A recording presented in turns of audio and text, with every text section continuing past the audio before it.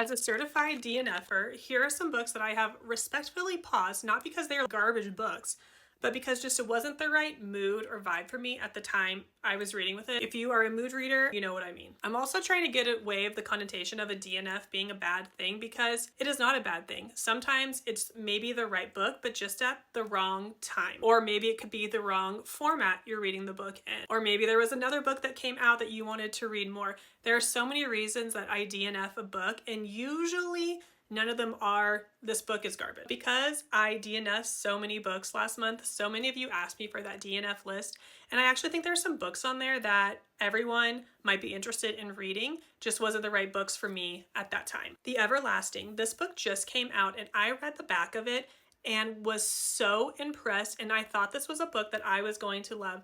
I listened and read immersely for about the first 15% of the book, and I loved the idea of this book. We have a female knight, there's a time travel situation going on. It was giving everything that I would love in a fantasy book, but I needed something more fast-paced at the time. I think the prose in this book was beautiful.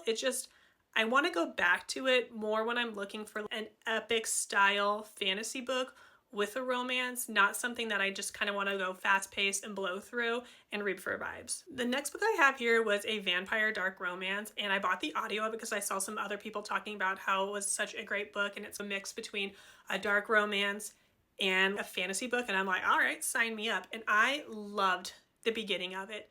And then I was listening some more, and it just got boring for me, and I ended up just not finishing it. I do think I maybe want to know where the story goes, but not right now, if that makes sense. I also started Mile High, and I just could not emotionally connect with these characters. Some people said I should just go into the second book in the series and start that one, so maybe that's the play right there.